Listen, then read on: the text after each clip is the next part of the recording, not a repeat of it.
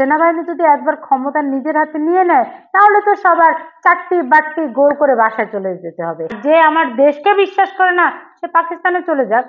ফেনীর বন্যার টাকার হিসাব কিন্তু এখনো তারা দিতে পারেনি। নিজেকে প্রমোট করার জন্য উলঙ্গ হয়ে যাওয়ার কোনো দরকার নেই। সার্জিস আলম এবং তার বাবাও এই যে বগুড়াতে চাঁদাবাজি সহকারে বিভিন্ন টেন্ডারবাজির সাথে যুক্ত। কিন্তু সেনাবাহিনী শুধু বাংলাদেশ নয়, পৃথিবীর প্রত্যেকটা দেশেরই রক্ষা কবচ।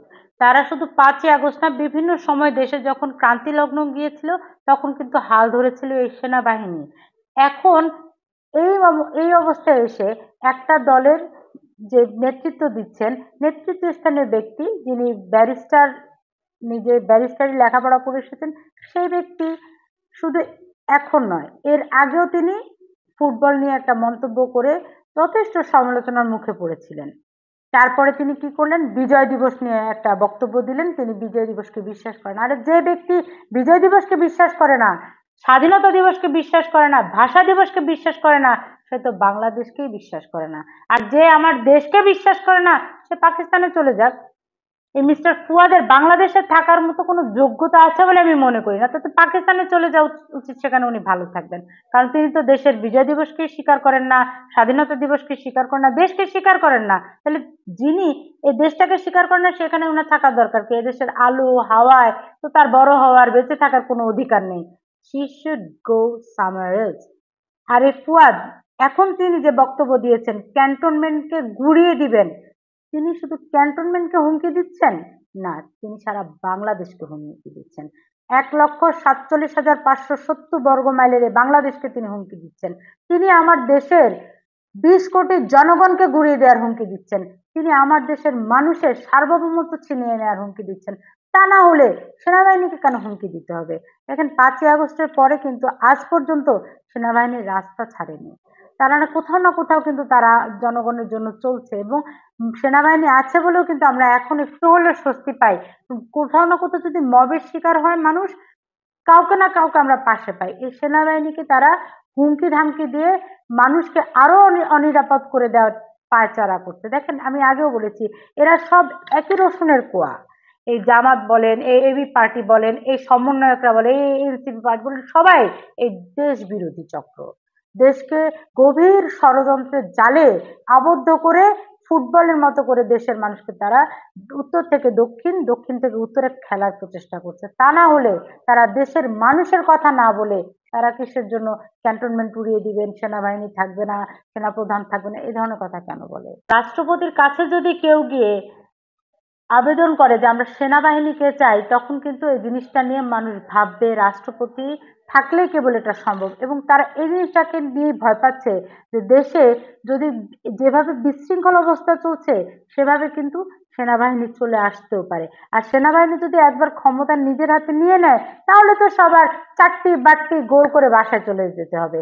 এই যে এত এত খেলা চলছে, ইফতারির নামে খেলা, দানের নামে খেলা, রাজনীতির নামে খেলা, সবার সব খেলা গুটিয়ে বাড়ি চলে যেতে হবে। এই জন্যই তাদের টার্গেট হচ্ছে রাষ্ট্রপতি।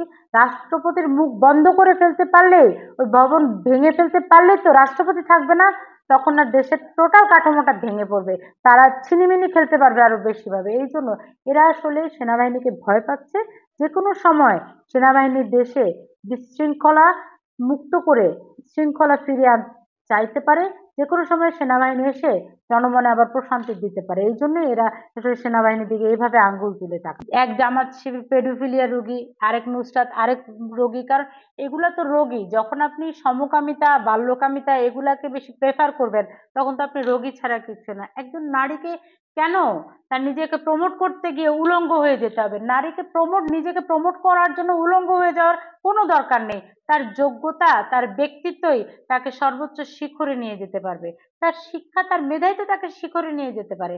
আমার তো হাতা কাটা ব্লাউজ পরে বগল দেখিয়ে তারপর নিজেকে প্রমোট করার দরকার নেই। আমার যদি কিছু থাকে তাহলে আমি ফুল হাতার পোশাকেই জনগণের জন্য কাজ করতে পারবো। যে ব্যক্তি জনগণের জন্য কাজ করে তাকে উলঙ্গ হয়ে যেতে হয় না, সেই উলঙ্গ হয় যার আসলে ঘটে কিছু নাই।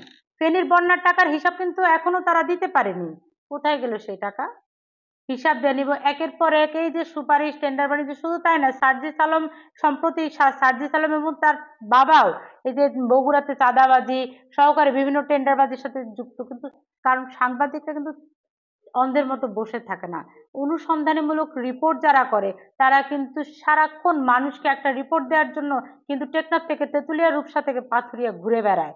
আমার সাংবাদিক ভাইয়েরা যথেষ্ট পরিশ্রম করে একটা সত্য সংবাদকে উদ্ঘাটন করতে, এবং এই সাংবাদিকদের ত্রুটি চেপে ধরার জন্য কিন্তু এরা নতুন নতুন রুলস রেগুলেশনের ভেতরে নিয়ে আসতে চাচ্ছে। নুসরাতই না তো, প্রত্যেকটা সমন্বয়ক এটার সাথে যুক্ত, এবং তারা সবাই এটার ভাগ বাটোয়ারা পেয়েছে।